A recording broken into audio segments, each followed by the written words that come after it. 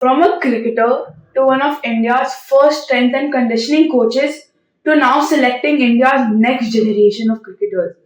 Mr. Ranadeep Moitra's life has been nothing short of exemplary, extraordinary, and inspiring. Why did you choose to become a strength and conditioning coach, and when did you realize that the gym was your calling? So I didn't actually choose to become a strength and conditioning specialist. It happened almost seamlessly. It started out as a survival mechanism because I was diagnosed with an autoimmune disease when I was playing cricket at the age of 18 or 19. And the survival was to train my body to be able to take life's, just to be able to live with dignity. So I discovered that exercise, movement is the best possible cure for an autoimmune disease, which was going to affect my musculoskeletal system. So I really learned up about strength and conditioning, corrective exercise to save myself. And then it just kind of like seamlessly became from a hobby to a quasi profession to a full-fledged profession. So it wasn't something that was really planned or went by design. It just happened almost you could say by fate. As you said, you wanted to become, you chose, it happened that you became a strength and conditioning coach. But what made you open endorphins? Part of a strength and conditioning job, part of it is in the gym. 50% of the job is in the gym and about 50% is outside. But when I would go and work in the gym at the existing facilities, I found them suffocating. They were full of machines, full of equipment, which in my opinion is actually anti-fitness because human beings are not supposed to work in fixed path, fixed plane machine. They need to work in free space. So I said, if ever I have my own fitness facility, it's going to look a certain way. It's going to promote functional fitness because there was nothing around. So I decided that I must have an area to work with, and other gyms kind of didn't fit my needs. So I said, let me look for a place, and I started with just 6 people, just little studio space and just 6 people, and then it kind of grew. And then again, also I didn't think that it would ever become a gym. So I just wanted to have a handful of people who I needed to train, athletes, people with health issues, musculoskeletal issues. And, I started with about 6 people, and in about a year's time, I had 180 people. So I had to, by default or force, convert it into a gym because otherwise I couldn't accommodate 180 people. So I decided that, look, now I must have a gym. So, as this new gym hobby is expanding amongst teenagers, what is the biggest myth that you think is most prevalent amongst them that needs to be dissolved? I'm not interested in how they feel. So I don't know what their myths and beliefs are. All I know is that you come in to get your body ready for to be able to fight life's unforeseen contingencies and life's problems. So if you're strong, fit body and mind, you will be able to tackle the problems, and that's the goal. That's really the goal. I don't see it any other way. There is a myth that young people shouldn't pick up weights, women should not pick up weights, they get too bulky. So, but these myths are from last century. That children should not pick up weights shouldn't be in this millennium. How old are you? 14. Oh, why don't you train? You have to tell me what the myths are. What's stopping you from training? What's stopping you? You run? Yeah. How much do you run 1 kilometer? I think 5 to 5, 6, You at 14. At 14, you shouldn't be more than 4 minutes. So what's stopping you? You have to answer that question. What is the myth? Why do you not run? Because running is the most primal human need. Because we need to hunt, we need to chase, we need to escape. So if you're not fulfilling one of the first primal needs of a human being, who's a hunter-gatherer, then how can you even expect to be healthy? How can you expect to be a fully functioning human being? Because you're just getting away because food is being put on your plate. It's available in the market. But if you had to come into the hostile world where you would have to fend for your own food, you'd fail. 14-year-old leopards say you would be equivalent to about a year, 14-month-old leopard. They hunt. They learn to hunt. You haven't learned yet. So you should see 14-year-old guys training over here, the kind of stuff they're doing. Okay, they're athletes, they're getting ready for sport, but they're also getting ready for life. Strong bones, strong healthy system. Otherwise, if you don't want to have diabetes, if you don't want to have blood pressure, you start training now. Because you are slowly, you and everybody else, slowly training to become a diabetic. And then suddenly at the age of 40, it's over, you got diabetes. But you did nothing when you were 16. You did nothing at 20. Why do you expect not to have diabetes? Why do you expect not to have blood pressure? What have you done about it? Oh, I've done nothing about it. Then why are you complaining? Then become a slave of a doctor who will just treat the symptoms. He'll never cure you. It's not good for business. ये रख दो तुम्हारे value के लिए जो मैं बोल रहा हूँ. How many has your father ever told you 1 kilometre तुम्हारा स्पीड क्या? Have you ever a girl जब उसको तेरे 1 किलोमीटर का स्पीड कितना इंप्रूव करो? नहीं. ट्यूशन टीचर आया, पढ़ाई किया, and we expect to win Olympic gold medals. Olympic gold medal India जीतेगा. हम इंडिया नहीं है, हम खाली बोले हैं. हम टीवी में देखेगा इंडिया में क्या हो रहा है और कमेंट करेगा. मेरे बेटे को इंडिया नहीं, मेरे बेटे इंडिया का नहीं है. मेरा बेटा कुछ नहीं करेगा, बट मैं देखूंगा अरे यार क्या फिर इंडिया आ रही है ओलंपिक्स में, इंडिया लास्ट था. आपका बेटा क्या करता है? भागने जाता है. आपने शायद होगा, आपने बोला भागने, पर इंडिया ओलंपिक्स में अच्छा नहीं करता. अपने आप आ जाएगा. तो मैं कुछ नहीं करूंगा.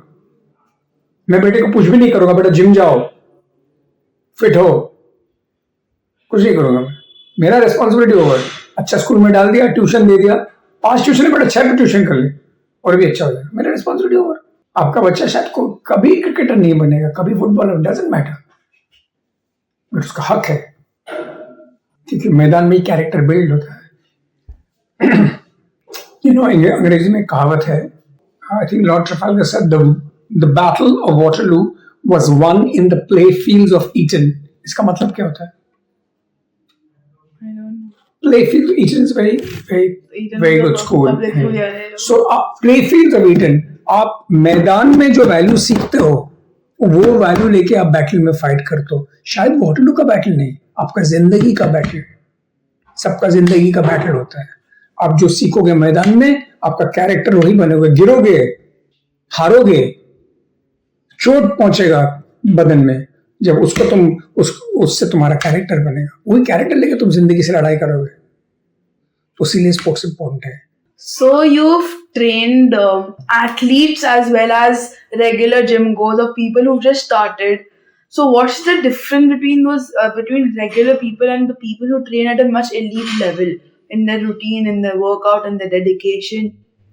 The movement patterns remain the same. The way your grandmother bends down and picks up a shopping bag is exactly the same way an athlete has to reach down and say reach for a low ball and hit a tennis shot or a golf shot, whatever. The movement patterns are the same. The intensity differs. Okay? But human movement patterns there are only 7 different primal patterns. Primal means basic. It's the squat, the lift, the lunge, the push, pull, twist, and gait. So all exercises, all movements are really a combination or in single form of these movements. So everybody needs to learn it. It's not only the athletes, every person. So sometimes when people get injured, when we call the special population, they lose connection, they lose efficiency of performing these movements. So one of the things that we do with them is work on these simple movements and revive them or teach them the basics, and that is a good environment to ensure that you don't get musculoskeletal trauma and pain. Because if you go and look at people around you, there are tons of people just suffering from knee pain, back pain, shoulder pain, and that all happens because you haven't really learned how to perform primal pattern movement. For example, I'll pick up my housekeeping guy, Mongol. Well, Mongol नीचे boss कर नमस्कार करो. देखो कितना straight है. तो ये primal pattern है. अगर प्राइमल पैटर्न नहीं सीखोगे तो आगे जाकर तुम्हारा कहीं ना कहीं तो इंजरी होगा. और इंजरी होता है, उसीलिए लोग आता है, फिर उसको सिखाना पड़ता है. तो छोटा से कोई सीख पाए सब चीज़. No, this is a very genuine question I'm asking you.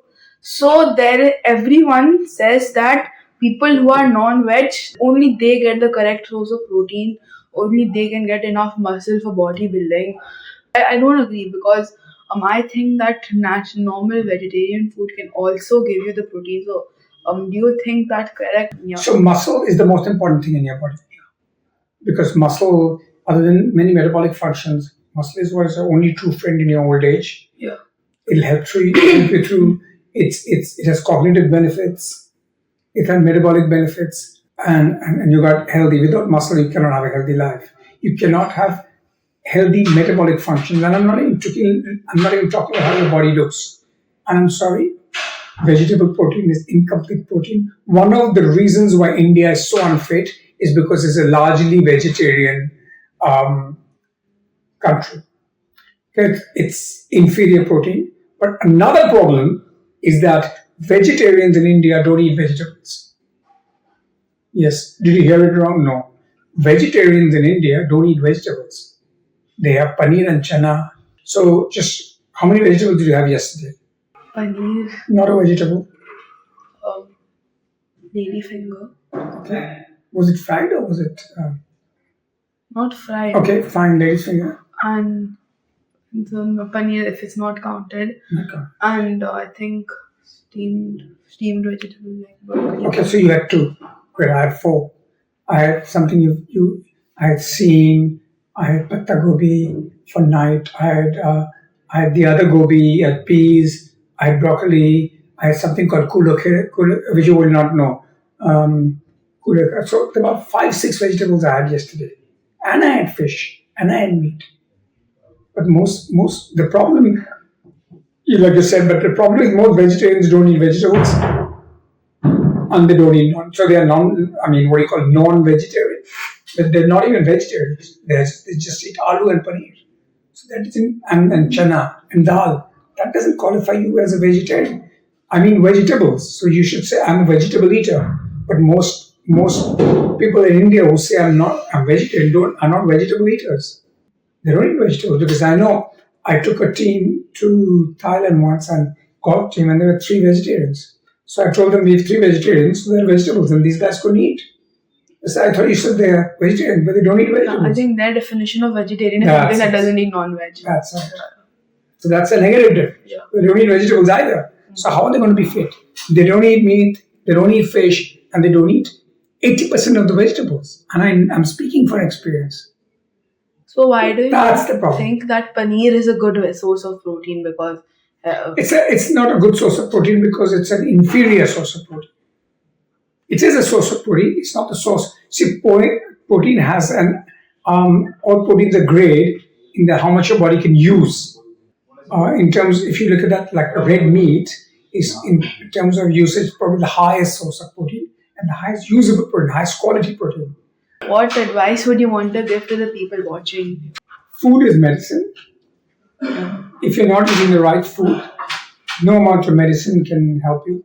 And if you are eating the right food, then you don't need the medicine. So food is medicine, movement is medicine, sunshine is medicine, rest, sleep is medicine. Okay? So, and I want them to understand that all you need is 4 doctors. And what are the 4 doctors? Dr. Diet, Dr. Happiness, right? Dr. Quiet, meditation, reading a book, listening, your own time, quiet time. And finally, Dr. Movement. These are all the 4 doctors you don't need. You don't need any other doctors. If you've got these 4 doctors in place, you don't need to go to a hospital. What would you say is the biggest life lesson somebody can learn from the gym?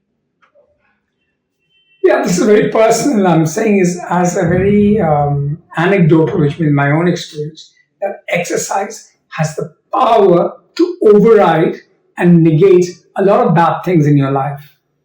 I'm not saying that you should have late nights, or you should eat poorly, or you should have, or you should, be putting harmful substances into your body. But what I'm saying is, it happens sometimes. Okay, but if it happens, I think, and this is completely anecdotal, personal, that exercise has the power to negate a lot of it. That's how I felt that's what exercise has done in my life.